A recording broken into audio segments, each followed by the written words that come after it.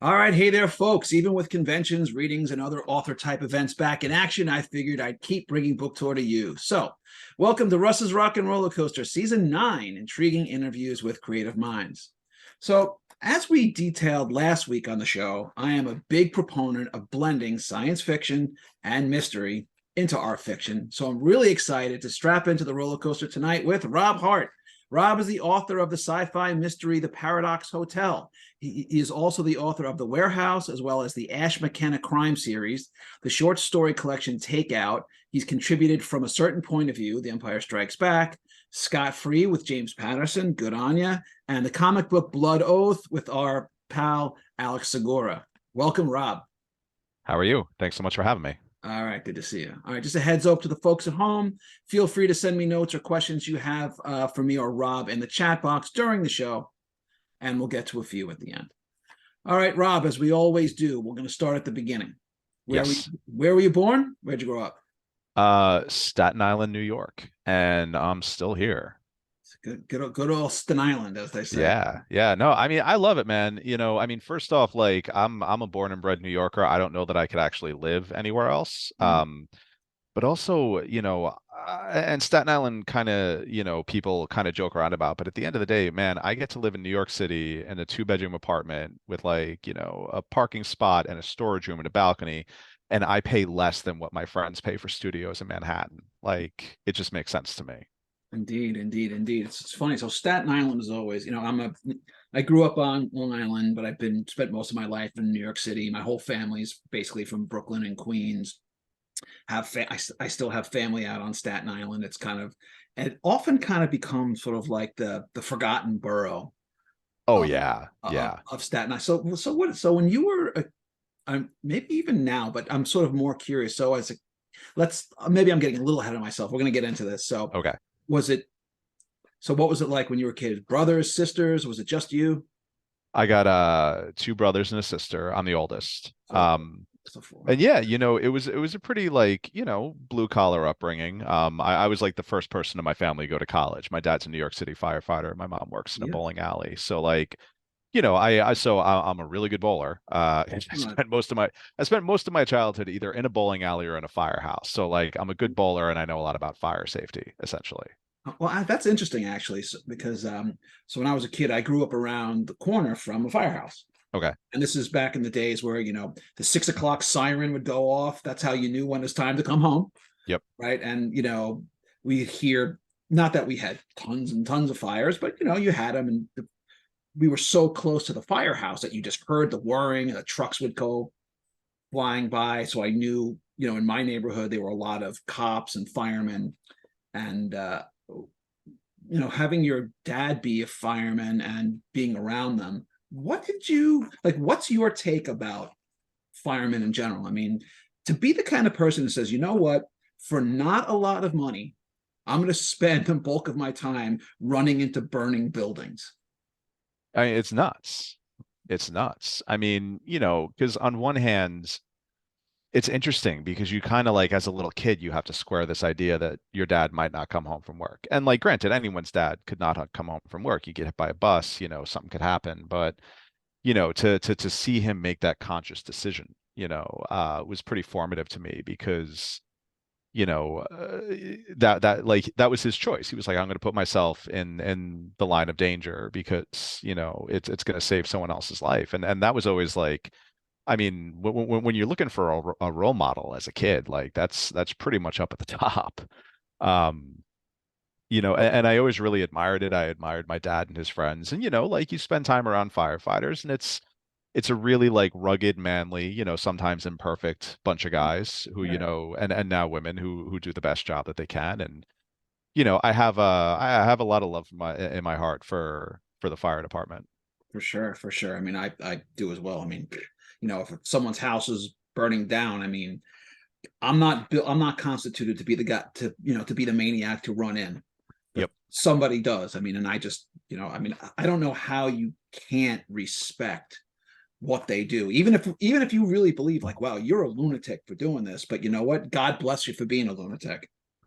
And that's the thing, man. They are all lunatics. Right. And it's fun, like being a kid, like being around that. Because like they're all a bunch of goofballs, and they all like Right. they play pranks on each other, Mhm. and because it's like a big frat house mentality, especially Right. when you got Yeah. guys pulling like 24s and like sleeping in the firehouse. And Right. the other thing that it actually really did for me too was I love to cook, love to cook, and Oh, I'm good. Like I'm not being funny. Like you stick me in a kitchen, a well-stocked kitchen, I will make you a meal that you want to eat again. And okay. but between that, between my dad and what he learned there, and then my grandmother, like I actually, have learned a lot and developed a real appreciation for just like sitting down and having a meal together. And I asked my dad once, because it's like a big thing with the fire department. Like they go to the grocery store, they get everything. There's a commissary, everyone throws in money, and they make these big elaborate meals, and it's always so good. And I was like, why do you guys take this so seriously? And he's like, well, who knows when it's the last time we're going to sit down and have dinner together? And I'm like, fuck, okay, yeah, That's really interesting. Again, having grown up a lot around firemen, I mean, I didn't spend personally a lot of time in the firehouse, a little bit. I would watch them like wash the trucks and whatnot, or when they were pulling in, or when they would go out to like they drive nearby and with the big like in the big parking lot so they could run their drills and whatnot. But think about that, the kind of camaraderie I guess you need to say, hey, you know what? Literally anytime that we get the call, the siren goes off and we got to go. It's amazing. Most of us don't think that way. That what? Let's embrace every meal together, because who knows if this is literally the last one we are together. I yeah, guess I never thought of it like that before. So there is sort of like a special bond, and I guess in a way, right, that being a firefighter is in its way, it's like being a policeman or being a soldier, where you have to have the people around you, they get your back and you get theirs. And if you don't have that trust, I mean, this is not a joke. It's not like, oh yeah, I trust you. It's like, you know what? I need to know that you're doing what you're supposed to be doing, because I can't think about that right now because I'm doing, there's literally flames are everywhere. I can't worry if you're hooking the nozzle. I just have to yeah, trust you're doing it, right? yeah, exactly. It's like, that they're only as strong as the next guy who's working with them. And So yeah, what, what's your favorite meal when you cook? What's your favorite one? I make a killer lasagna. I make a really good Oh, lasagna. I took that over when my grandmother passed. I took that over for like the holidays for Christmas. oh, So I do that. Do a really good red sauce. okay.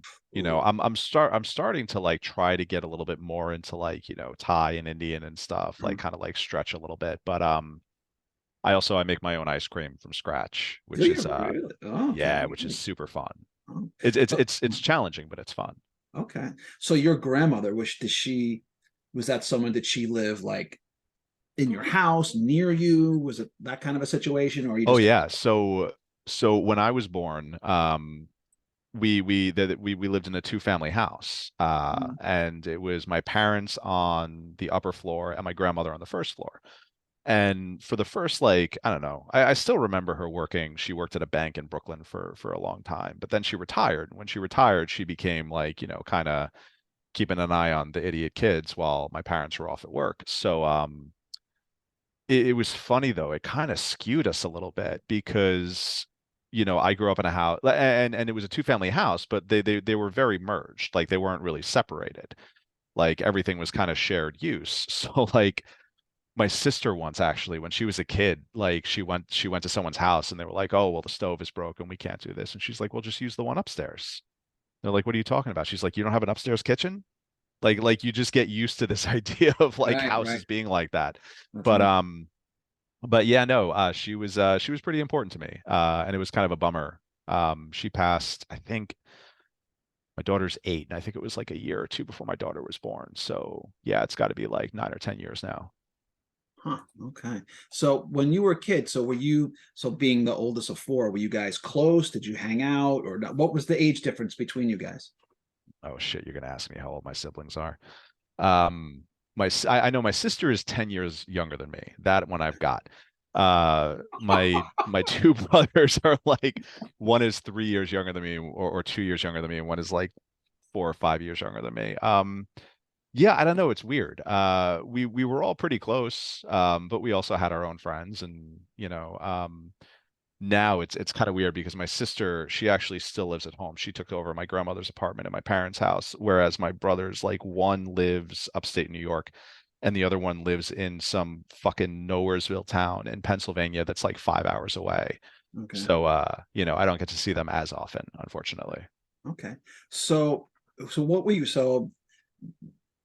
into as a kid? Like what was your jam besides bowling and the Oh, firehouse? I was such a nerd when I was a kid, and it's actually like I've got some resentments about that, Hmm. because like when I was a kid, I was super into comic books, and like being Right. into comic books was like the lamest thing you could possibly do. Right. This And is now it's like it's this pop culture phenomenon, and it's like that's everyone exactly knows what Thor's hammer's name is, and I'm like, that's the kind of shit that used to get me pushed into a locker.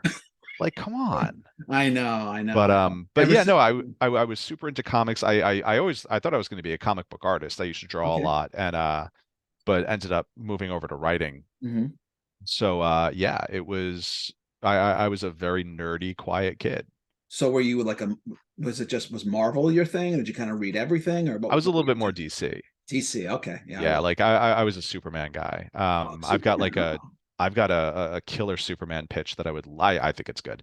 That I would love to do. Like, but that's also like writing Superman feels like, I have a little bit of experience with comics now, but like I feel like asking to write Superman is like asking for the keys to the Corvette Oh, I after I just know. got my learner's permit. Like, I you don't know. just do that. I know. And now, I mean, now James Gunn has come in and is just blowing up everything that came before and said, we're starting all over. We're doing it my way. Which is the smart move, man, because Yeah. like that whole everything that was going on with DC was kind of weird and a bummer, because it's like, and like I like Zack Snyder actually. I think like visually he's like he does really amazing shit and he's really fun.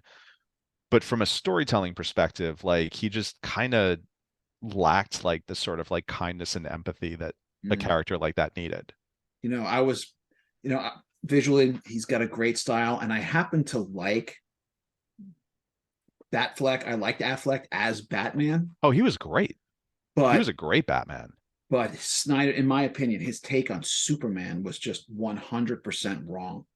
It was so dreary and bleak, and Superman is about hope and peace. I, Well, it's also he kind of keyed into this sort of theme of Superman being like a Christ-like figure when he's not. He's actually a Moses-like figure. Like he's a leader. He's not a right. That's he's right. there to set an example. He's not there to specifically like, die for anyone's sins. Right. And he definitely didn't want people worshiping him. That's not who he was. No, no. Right. Okay. So, all right. So I don't know why. It's been on my mind lately, and I'm not even sure why. But I was in Manhattan on 9/11. Okay, I was in Hell's Kitchen. Where were you that day? And then it's a multi-part question. A, where were you? sure. And then how did that event change your perception of being a New Yorker? And how do you think it actually changed New York? That could probably be its own multi-episode, several-hour podcast on its Yeah, own. yes. I was in college. I went to SUNY Purchase, which is about like an hour north of Manhattan, probably a little bit less. Mm. And it was a bummer of a day because in addition to like what was happening, like so on 9/11 they issued what's called a total recall, because like there are alarms for the severity of fires in New York City, like one alarm fire is not as bad as a five alarm fire, et cetera, et cetera. And they issued a total recall. Total recall means that no matter what you are doing, no matter where you are, you drop what you're doing, you go to work. You report to the closest firehouse, you report for duty. And they had only issued a total recall once in the history of the fire department. It was like for a blizzard, like Right. decades ago. So of course, like as soon as the first plane hit, my dad was out the door. And because the phone lines went down, when the first building came down, I spent most of the day not knowing if he was alive. And it turned out he Okay. had gotten there like very shortly, like because he was coming from Staten Island, and it was such a clusterfuck. He got there like moments after the buildings fell. So he was okay. But it took me a very long time that day to find out, which was Ugh, not the horrible. best. No. Um, so yeah, it was weird because then there was like that kind of big swell of, national pride and city pride and a lot of like mixed, complicated emotions that came with it. Like as for how it's changed, it's weird because like we're so far from it actually happening that sometimes it feels like it didn't. You It know, is I s- right. I still get weirded out looking at the skyline because it still doesn't feel right to me. There's still like this little like itch. Like that's not I'm used to it now, but it's still not correct. Yeah. And like I've been down to like the memorial site, which is I used to walk past it every day to go to work, and it's beautiful, but it's also still like kind of weird. It is very weird. Um, and yeah, I don't know, like the city has changed in a lot of ways for a whole lot of reasons. Yeah. It's becoming like almost untenable to live here for a lot of people. It's becoming so expensive and Yeah. such a it's to a lot of people it's like it's a status symbol. It's like a necklace they wear to like show off to people. Like I live in New York Yeah. now and Yeah. It's not the New York that pretty much had always kind of existed. yeah, It's really become a real class warfare, really, in the last 15 years. I work in the real estate market, so I yeah. see it every Oh day. God, yeah. And Well, in fact, I was actually I was part of so I was a journalist in my former life. I do public relations for various uh, real estate companies. I was on the media team for One World Trade Center, what people know as okay. Freedom Tower. So I was in that building while they were building it, and Yeah. in the middle of those high level discussions about all the fighting about, because I think what most people today, especially if they're younger, don't remember how contentious it was. Oh, it was a nightmare. It took a decade for them to sort of finally decide, all right, we got to start putting shovels in the ground and doing something here. Oh, it was a nightmare and it was a shameful nightmare, It was horrible. It was horrible. Yeah, everyone involved with that should carry the mark of shame with them for the rest of their lives for that. That was some bullshit. But yeah, it's also the thing that's always amazing to me too is fucking Giuliani, man. Like, because I still run into people who are like, "Oh wow, he was really great." I mean, he's a psycho now, but he was really great during 9/11, right? I'm like, no, he wasn't. Like, he fucked up so many things on so many fundamental levels. Like, for example, insisting that the city's emergency response center be in the World Trade Center because he wanted it closer for photo ops. When all of his advisors were like, no, don't put it in the biggest terrorist target, put it in Brooklyn away from that. And he was like, well, no, how am I going to get there for pictures? And it's kind of hard to coordinate an emergency response when the fucking emergency response center is under two buildings worth of rubble, or like refusing to pay for upgrades to the fire department radios, which if he had done, more people would have gotten out. Like Yeah. the only thing that Giuliani did was successfully knock down first responders on his way to the TV cameras. Right. Like Yeah. he is, and the thing that I love is that he thought somehow in his head that the fire department was going to rally around him and get him elected president because like my dad he's been in restaurants like he still carries his badge in his wallet like that's sort of like a nostalgic thing. He's retired now. He's like he would go visit my brother in Texas where he was going to college. If someone saw the badge in his wallet and realized he was a fire department meal was free. Right. Like and people would like he got a standing ovation on an airplane. Like it's nuts. Like that like these guys are like legendary status heroes. And so Giuliani was like, well, I'm going to ride that goodwill and I'm going to Right. become president. And when he went to the fire department to get their support, they were all like, you can literally go fuck yourself and die. Right. I mean, it's amazing. I mean, what also a lot of people they forget, especially now, if you really weren't there, is up until that moment, he had basically been completely washed out of politics. He was a joke. Oh, yeah. And then Yeah. he just literally stood on top of the rubble with the flag, and he was America's mayor, and he rode that close to the White House. He didn't get all the way there, but I mean, Yeah. he milked it for all it was worth. Yeah, he did. Yeah, Yeah. he did. But yeah, oh my God. I just there was this thing recently. It was here on Staten Island. He was campaigning for fucking somebody, I don't know. And like and so there was this big story that he'd been assaulted by a grocery store worker. And it was like right after the Supreme Court knocked down Roe v. Wade. Um, and it was apparently in connection with that. And so it was like kind of a big story for like a couple of hours, and then they released a video of it. And now Giuliani had already filed assault charges against this guy. And on the video, you can clearly see it's this grocery store worker who just walks by him and kind of pats him on the back. He's like, "Great job with Roe v. Wade." Oh And God. then Giuliani had to like own up to the fact. He's like, "Well, I'm an old man, and he could have knocked me down, and I could have been injured." And it was like, I will never get over the way conservatives kind of like sell themselves as like the biggest tough guys in the world Oh, I until know. like something goes down and they all go running, you Well, it's know? like what did Tyson say? Like everyone's got a plan until you get punched in the face. Yep, Right, right. yep, All right. So as you got a little older, you got into the news business. So I'm a former journalist myself. yeah. Tell me about your time at the Staten Island Advance. And I still do a little business with them now. Really? A little bit Okay. on the PR Um, side. A little, not a lot, a little. okay. Yeah, yeah. I worked for them for 4 years. I started off doing like general assignment, like hops and fire, and then whatever came up. And I did 2 years in the state government bureau, and it was wild because I was like 23 and 24, and I was like we're living in Albany and running the state government coverage, but no one else wanted to do it because you have to go live up in Albany for 6 months out of the year, and Yep. it's like living on the ice planet Hoth. It's just like I it's know. miserable, It is. and you're there during the worst time because it's like I would be there from like January until So cold.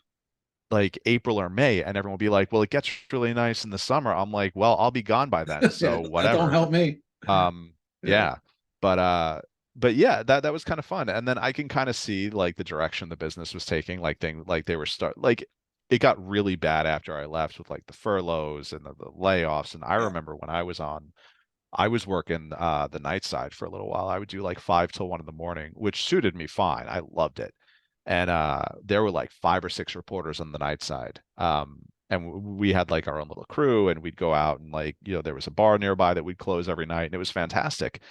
And now it's like I don't even think they really have a staffed newsroom anymore. Yeah. It's just the way that the local news industry is kind of cratering. It was like I started getting whiffs of that, and I was like, you know what?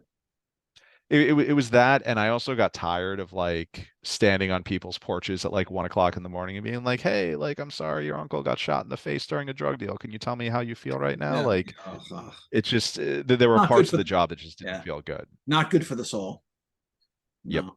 So you also made your way for a bit into local politics. What was that like? It was an education for So certain. so I what? worked for a local city councilman. Basically went from like doing journalism to go into the dark side to doing like PR and comms and stuff. And it was interesting. I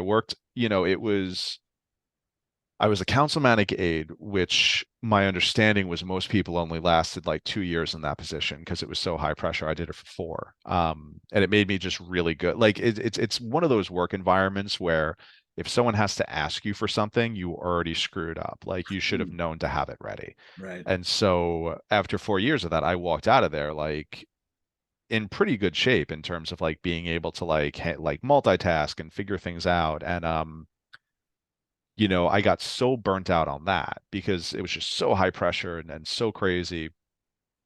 That's when I got into publishing. I took a job working for Otto Penzler at the Mysterious Bookshop. He was Okay, starting but up a so don't you're getting ahead of me. You're getting ahead of me. okay, All right, so getting ahead just of you. just one last question about in the Yeah, politics sure. side. So having been in my job, real estate and politics are forever linked. Um, I don't get into the political side of it too much. Sometimes I Yeah, do. of Um, course. but being on the inside, seeing how the sausage gets made and all the ins and outs and how the day to day what did you come away? What was your did you come away from it having more appreciation for the work that goes on in politics, less, both? Like what did it change your opinion about any of it?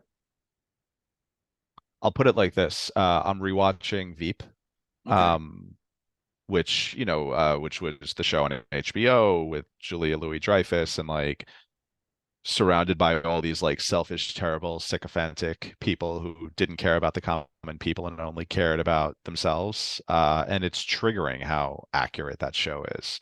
I mean, obviously there's a degree of like That's right. satire there, but Right. like Yeah, no, politics is bad and evil, and on both sides. And granted, like I'm firmly, on the liberal side of things, and I vote Democrat all the live long day. But like even the Democrats in New York City make me sick sometimes. I mean, Mhm. like we essentially like part of the reason we lost the House is because the Democrats in New York just kind of like didn't want to upset the apple cart and were more concerned about batting away like the more liberal candidates than actually going after the Republican candidates. It's like the most important thing to them was like, how do we retain our own little basis of power and like everything else can just like, fall to the wayside. Right. But That's yeah, like I look now at like, I appreciate unions. I think unions are yep, important. definitely Having met a bunch of union leaders, they're monsters. right. Like I appreciate the judicial system. Having seen how the judicial system works and how local judges get appointed, there are people on the bench in New York City who like barely know how to read, but because they did favors for a political club, they're now a judge. Like it's insane. Oof. So yeah, I was not left with the best taste in my mouth from my time in politics. All right, all right. Well, let's shift gears to what puts a good taste in your mouth. Sure. So tell me when you first Yeah. got serious about writing. I I was 18.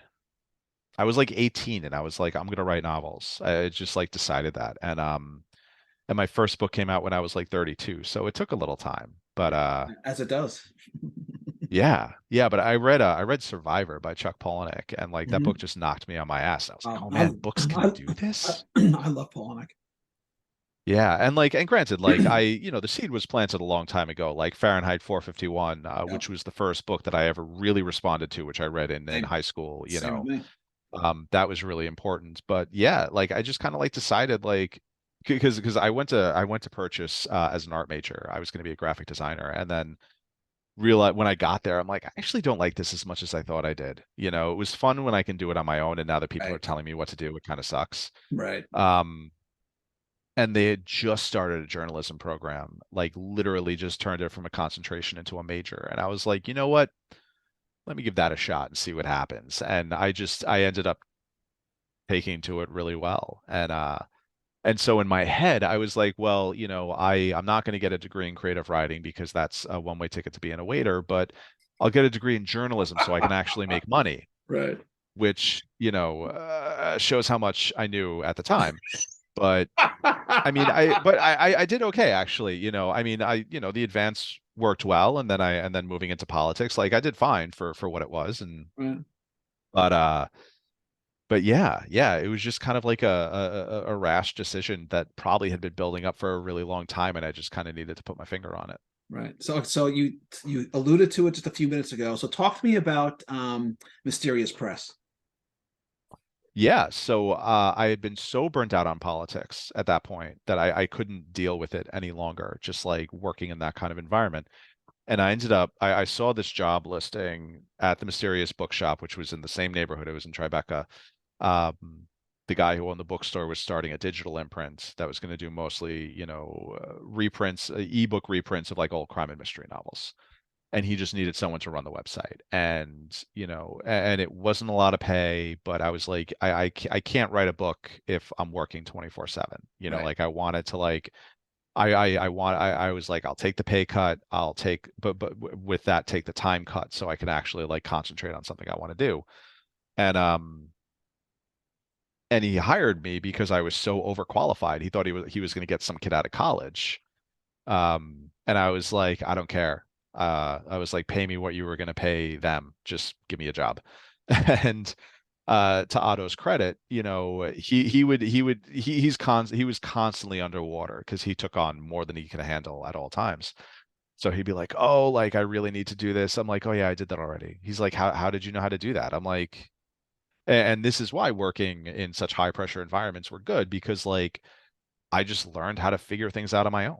And right. so he would say, "Oh, well, we really need to do this." And I'd be like, "All right, cool." And then I would go and do it. And and so finally one day he calls me in the office and he's like, "Look, I'm sorry, I'm not." just back up real quick, just so we know. The bookstore, it's the press. This was where? So the bookstore is the Mysterious Bookshop, and his office was basically in the basement. So I No, worked this is on in this another. Staten Island No, this is in Manhattan in in Manhattan. Tribeca. Yeah, Tribeca. yeah. So I remember. so yeah, he just calls me in his office. He's like, "Look, you're doing all the work. You're the publisher now. You're in charge." So he's like, "I'll continue to be CEO, but like you're running the entire show. I'm going to pay you more and just make this your thing." And I was like, "Okay, cool." Um, so it was nice. I did that for like 6 or 7 years. Wow. And Okay. it was a ton of fun. Like I got to do, we had a partnership with Open Road Media where they handled a lot of the tech stuff. So I just basically made sure all the trains ran on time, and then we started acquiring some like new fiction, and I got to acquire some things here and there and work on some cool projects. And yeah, and I was finally able to kind of like knuckle down and actually focus on my own books, which was nice. Okay. Cool. So, at one point in your career, you collaborated with James Patterson. So, first of all, Yeah. what project and how the holy frick did that happen? So that was they started this program for a little while called Book Shots, right? And Book Shots were going to be novella length novels, Mhm. novella length stories, and they were going to put out like 5 or 6 a month. And it was a kind of a miscalculation. The program ended up getting killed because what happened was they thought people would be more engaged with stories that they can read in one sitting. What really happened is it was just too much turnover because the bookstores were like, we can't turn over this many titles a month. This is ridiculous, and people Right. didn't want to keep up with that many new titles. Um, but yeah, it was funny. My first book had come out, New York, and it was with a small press, but still, it got some like nice reviews and nice coverage, and was getting like a good bit of buzz. Like it was kind of like a little bit more buzz than you would expect for that kind of thing. And I was at a BoucherCon, which is like one of the big crime and Mhm. mystery conventions, and I was Right. sitting at a bar with an editor from Hachette, and he just kind of like he was like, "Oh, they're starting this new thing, and we're looking for writers." And it's like, I don't make the decision, but like, you're cool. It seems like your book is doing well. Like, do you want me to put your name in the ring? And I was like, "Yeah, of course." Right. And then I didn't hear anything for 3 months, and I figure rightfully that I'm like, well, there were probably a lot of people who wanted to go for this, and I'm not nobody, so I'm not Right. gonna shed a tear. It's fine.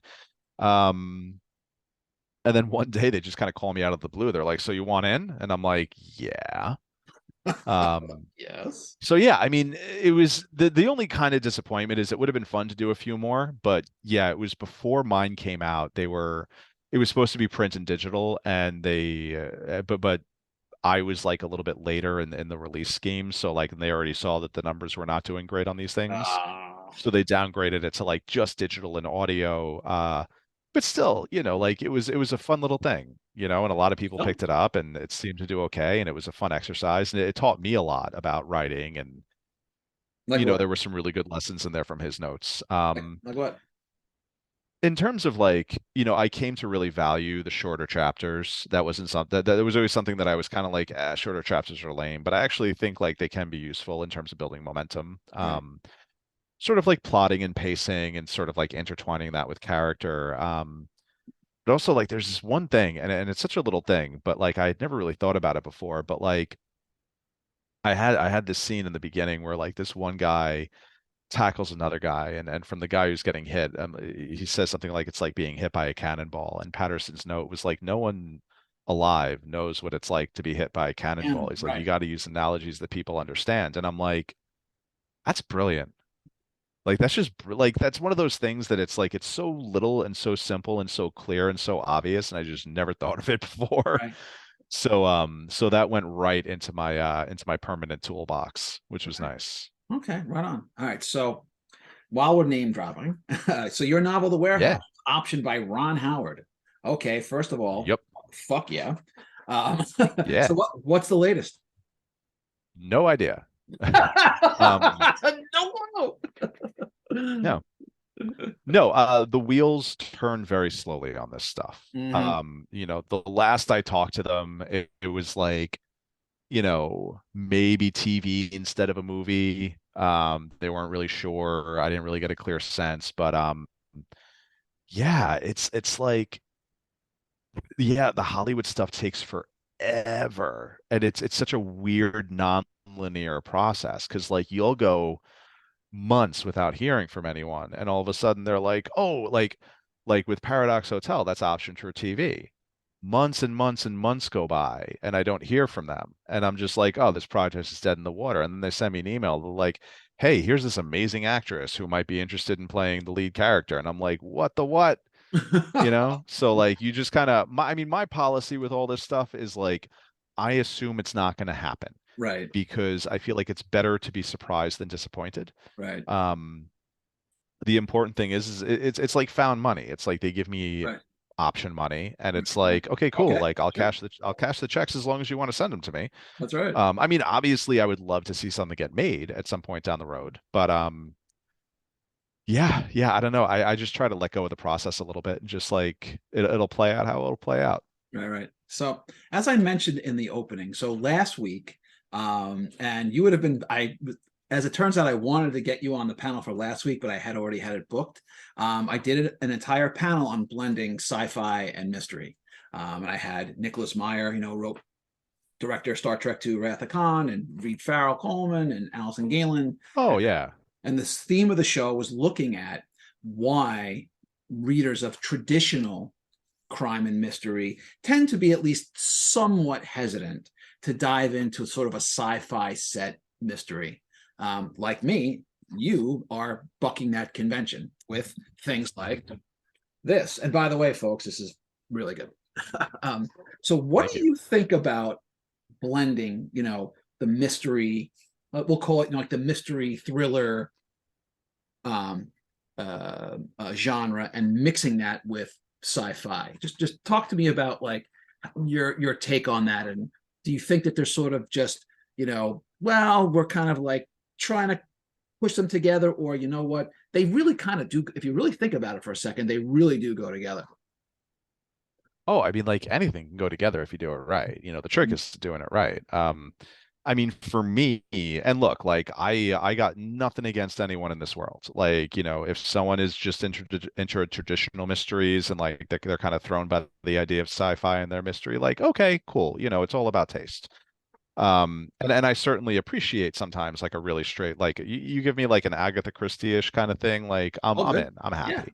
Um, but for me personally, like I just love to do weird shit in my books, and I wanna do something that I haven't seen before, and like mashing up genres, like it's just kind of like an exciting thing to do. Like I've always wanted to write a time travel book, but like of course I'm gonna lean into like this crime mystery thriller thing because that's sort of like my wheelhouse. Right.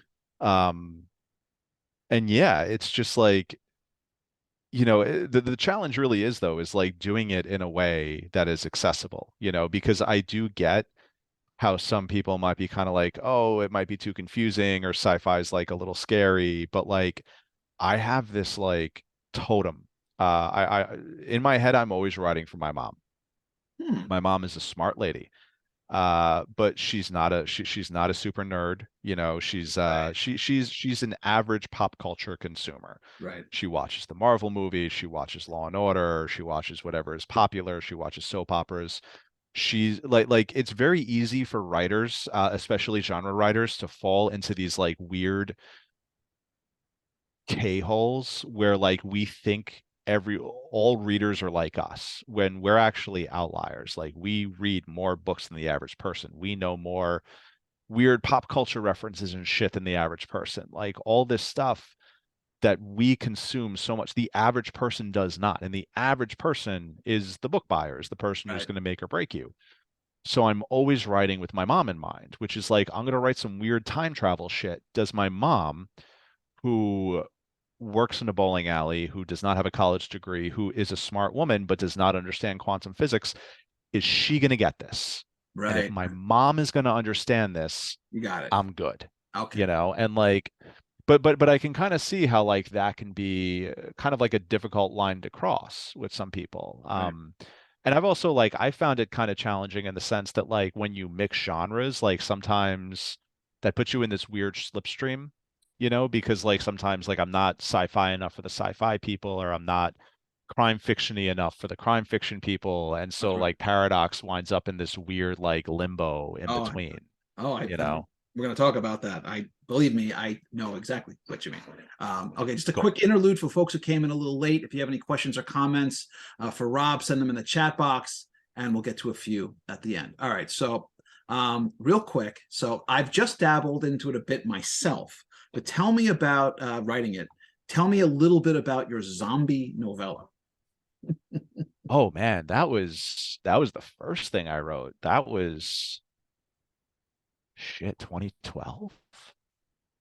That might have been. That was something. Okay, so at that point, like I had just started at Mysterious Press, and I kind of wanted to learn a little bit more about the nuts and bolts of actually self-publishing a book. And I wrote this novella and was just like, you know what, I'll self-publish it. I'll see what happens. I think I've taken it down for sale. I don't know if it's still available. Like I would Huh. kind of, and I've actually been thinking lately that it, like, I want to like reread it and see if it's worth putting back out there. But it was interesting. Like I found like this, I wanted to set a story on Governor's Island because Governor's Island Right. is like this weird, bizarre place It really is. in New York where, yeah, which have you ever been there? I have actually. It's funny. So a friend of mine who's actually on the show a few years ago, we grew up together. He's an historian. And so I've been listening to him talk about Governor's Island for 30 years. Yeah, it's wild. So they've torn down a lot of that Yep. stuff now. Mm-hmm. Because they're like remade, like the big creepy abandoned apartment buildings they've taken down now. Like so much of the things that made it so cool. Like I take my daughter there sometimes because they have like fun food stuff and they have a big Right, right. slide park. And it's a fun way to like kill a day and she can run around like a lunatic and she's not going to get hit by a car. Um, but yeah, it just seemed like a fun place to set a story. And then it was like, oh, a zombie story. And then I figured out like what I thought was kind of like an interesting kind of tweak to the zombie mythos, which was this idea of shit, I don't even remember what it's called. It's been so long, but it's essentially like sometimes like corpses that have been in the water too long can develop like kind of like a soap like Yep. it's saponification or something, and then like it can harden. So the idea was that these zombies that had been like wandering around in the New York harbor were coming up out of the harbor and climbing on like the big mountain of garbage that everyone was being careless about, and then Right. like their skulls had hardened to the point that they couldn't be conventionally killed. And it seemed like a fun twist of like, oh, I haven't seen that before in a zombie story. Let me do that. And and yeah, it was a fun little thing. And then it was self-published. It sold a couple of hundred copies maybe. But yeah, like looking back on it now, it's one of those things where like I would love to read it and see how embarrassed I was by it. And if Yeah. I'm not too embarrassed by it, it might be fun to put out. Right, right, fair enough. All right, that was great. But now it's a time, a special segment on the show where we spin the wheel. On the wheel are 7 possible categories. Wherever it lands is what Oh you shit. get. And the categories Okay. are apocalypse, focus on lips, stranger in a strange land, moving day, cold case, music lover, secrets in time, and everyone's new favorite, kick him in the junk. All right, you ready? Here we go. I hope it's not kicking in the junk. That sounds terrible. All right, round and round. Who knows where she goes? And you get Apocalypse. Oh, I like this one. Speaking of Uh-oh. zombies, as it just so happens. Well, it's finally Okay. happened. The zombie apocalypse is in full effects. Emphasis on apocalypse, because in this version, the zombies have one weakness. If you kiss one square on the lips, tongue optional, you will forever be inoculated. To save your own skin, would you kiss a full-blown zombie on the lips? And we're not talking about a quick peck, but a fully immersed makeout session. You know, this is weird. Um, I mean, I would like my gut tells me like if it's a full-on apocalypse that's going to be lasting for all of time, like, well, yeah, it seems like the smart move. It's a little bit of suffering for a lifetime of security.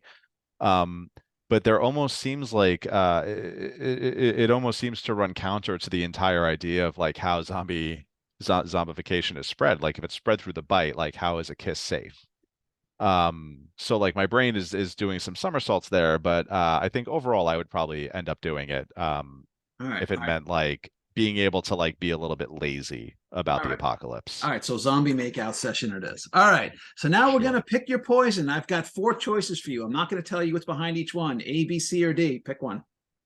See. C. C is all right. We're going to go right now. We're going to go to our advice column. What's the Okay. best and worst writing advice you've ever been given? Oh, cool. Yeah. All right. The worst writing advice, I know this one off the top of my head, is you have to write every day to be a successful writer. I hate that. I hate it so much because I've literally had people say to me like, "Oh, like man, I wish I could write. I just like I have a job or I got a sick family member or this or that. I can't write every day." I'm like, "Man, I don't write every day."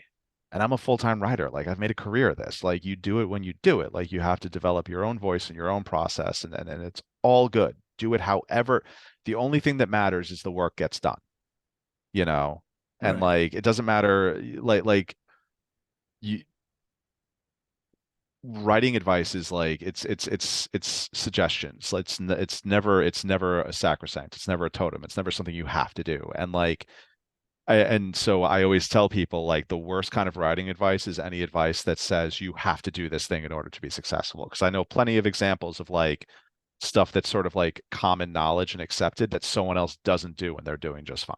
That's right. Um, the best writing advice I ever got was from Amy Hempel, who is a short story writer. She's amazing. She's amazing. I love her so much. And I asked her what the biggest mistake that young writers make, and she said it's wanting to publish more than wanting to write well. And that has stuck with me That's more than anything else. that's good. That's real good. All right. So you got a few more. So what do you got? You got A, B, and D left. Pick one. Oh, well, we're doing all of them. We got time. A. A. What do we got? This. Oh, all right. This is my new favorite one for now because I'm on a little bit of a rant here. It's a personal pet peeve of mine. All right. So Okay, this is the spoiler scenario. Spoilers have sure. become an inevitable part of fandom. And personally, Yes. I despise spoilers in all forms. I hate them, hate them, hate Okay. them. But not everyone agrees. Not everyone feels the same.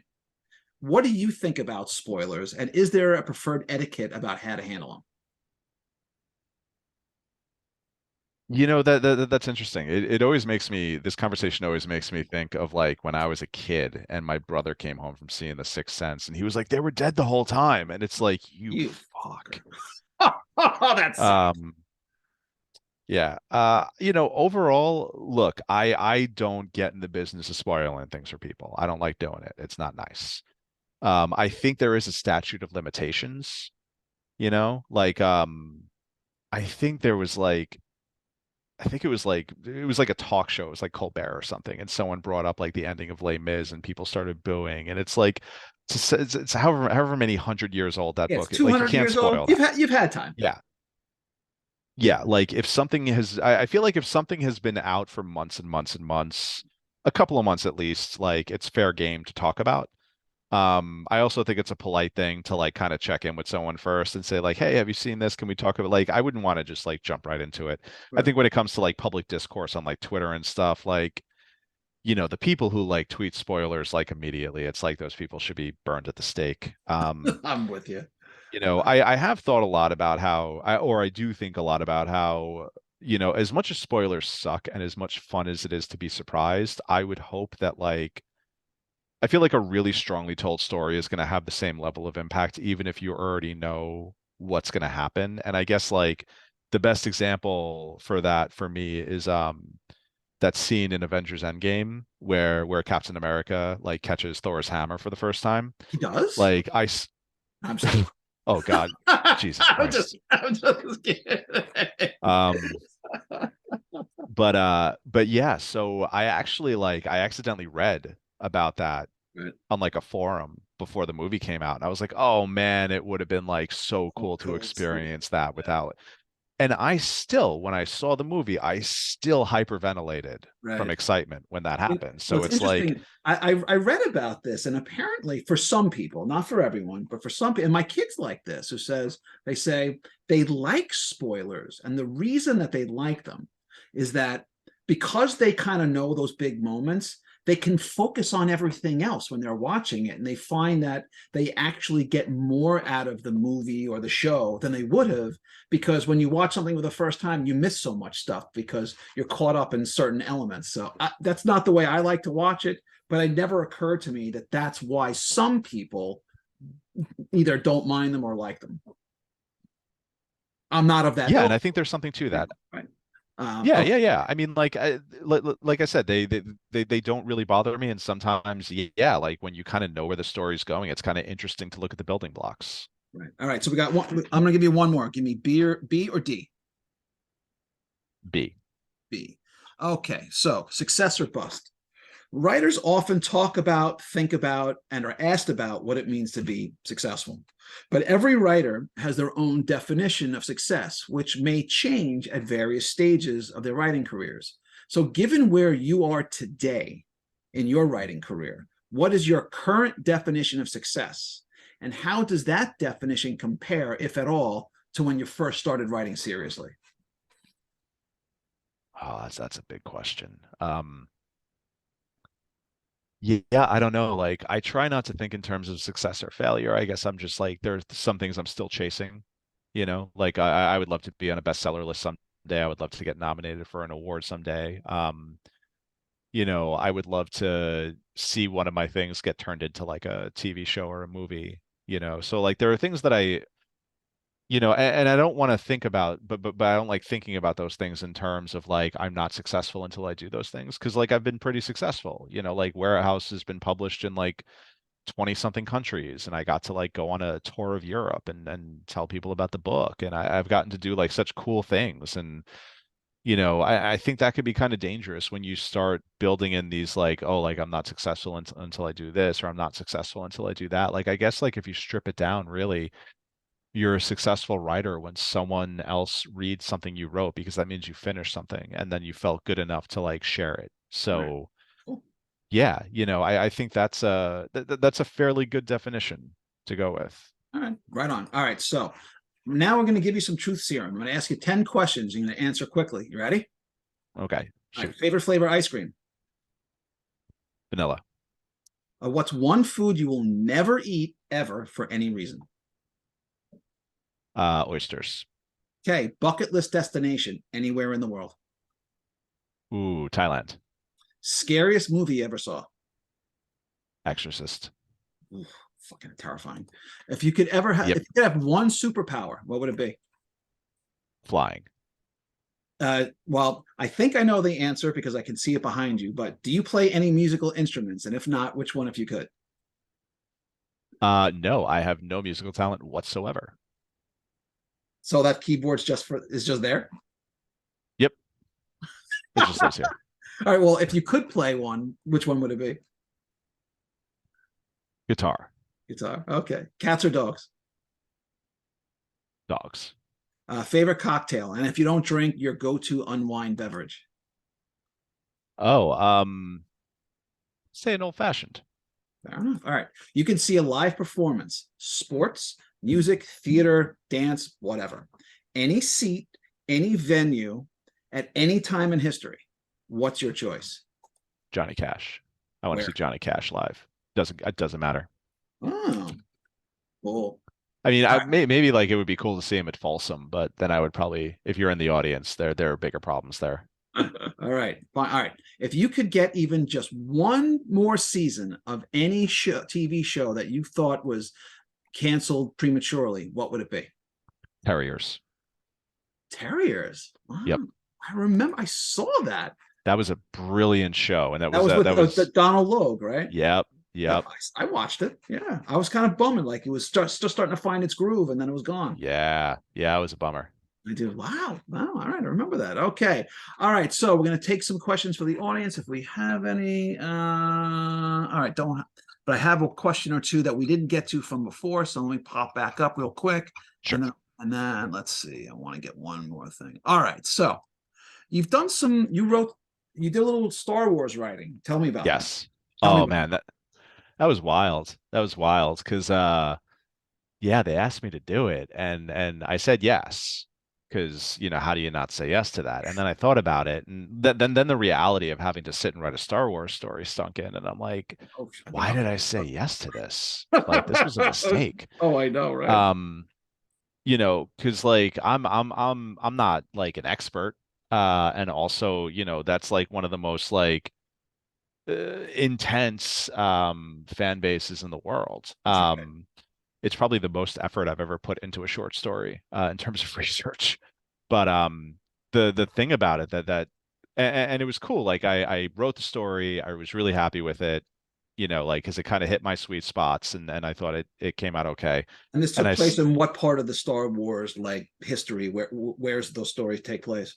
so it's like a retelling of Empire through all the side characters. So it's like you pick a side character and you write a little short story about what's going on with them at that moment in the movie. And I picked Wilro Hood, who is the guy who's like running through Cloud City with what looks like an ice cream maker under his arm, which they eventually retconned and made into the Camtono, which was like a little like safe in the Mandalorian. But it was funny too because I reached the editor on that, Liz. She was like, "Well, who do you want to do?" I was like, "I want to do the ice cream maker guy." I'm sure someone else took him already, but like, I'll try to think of a backup. She's like, "I'm shocked to say that no one has picked him yet. Like I kind of thought he would go first." Huh. Because like there's this whole fan base built around him. Like he's only on screen for like a couple of seconds. Right. So I wrote a story based around that and I sent it to Liz and then she did her edits and it was like some pretty basic stuff. And she's like, okay, so now we're just gonna send it off to Lucasfilm for approval. And I'm like, shit. Oh. Um, and I will say that like there was like one little detail about like a droid that they had to correct that I didn't have right. But overall, like they were pretty happy with it. And I'm like, well, that's just wild, you Nice. know? Very, very, very cool. Very cool. All right. So I'm going to Oh, we share got a my. question. Do we have a? Okay. All right. So we have food for thought in relation to Rob's comment about success. How about thinking of what's your next goal? That's the question. Yeah. I mean, in terms of, I mean, I don't know. That's an interesting question because like the one goal in my head right now is to finish the novel that I'm working on, which is like the only thing that matters.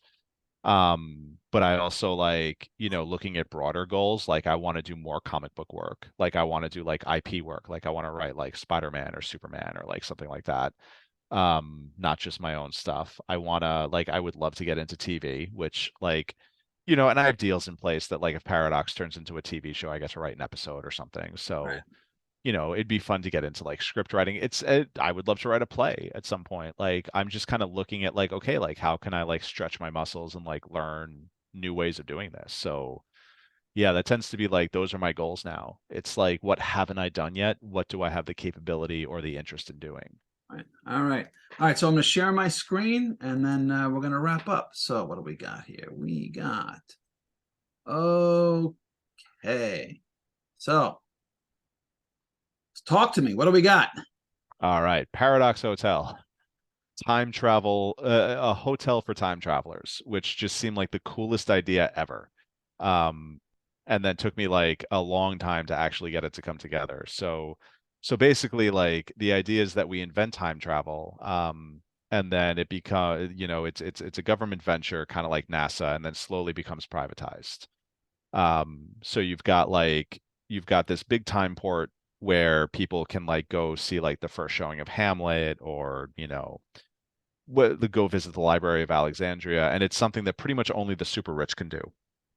So they set up this hotel for it, and then it's in the process of being privatized, and so you've got all these rich assholes who are trying to buy out the rights to like basically all of time and space, which if you look at, modern history, like that's a bad thing, because billionaires can't be trusted with anything.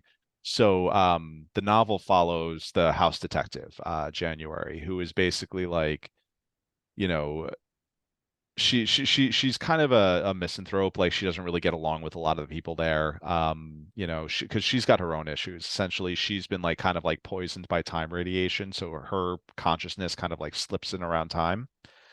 So at the opening of the novel, she essentially finds a dead body that only she can see. So she's not sure if it's like a murder that is going to happen or maybe happened a while ago or like may or may not happen. She just knows that like something's going wrong. Um, so it's basically like a locked room mystery with an invisible corpse that, she's the only one who can interact with it. And yeah, and there's a robot. There are dinosaurs because if I'm going to write a time travel book, I'm going to have my fun with it. Of course. But it's also about, grief and loss and how, the hardest thing you have to face is yourself sometimes. Fair enough. So Well, yeah. Well, I can tell to everyone who's going to be watching, I'm reading it right now, and it's damn good. Pick up a copy ASAP. Well, All thank right. you. As for me, if you're up for a little a little twist with your pulpy private eye, a little sci-fi twist with your pulpy private eye fiction, as you're doing here, I'll encourage you to check out my ongoing series featuring hard-boiled private detective Angela Hardwick, who to me is part Blade Runner, part Doctor Who, and part Atomic Blonde. The first 3 books in the series include Crackle and Fire, Fractured Lives, and Hot Ash. And they're all standalone mysteries. They can be read in any order, but there is character development throughout, so your mileage may vary depending on whether you like to be in it on the action from the beginning or just jump in whichever plot line sticks out for you most. All 3 Hardwick novels are available on Amazon and published by Crazy 8 Press, and I'm now editing book 4 in the series, which will be out in September. Okay, so that's our show. I want to thank Rob for coming on and hanging out with us, and to everyone who's been watching at home. And if you want to see me in person, I will be at Farpoint in Hunt Valley, Maryland this weekend, with more dates to be announced soon. Until then, I will see you all next week. All right. Thanks, everyone. Great show. Thanks very much. All right. See you guys. Be good. I'll see you. Bye.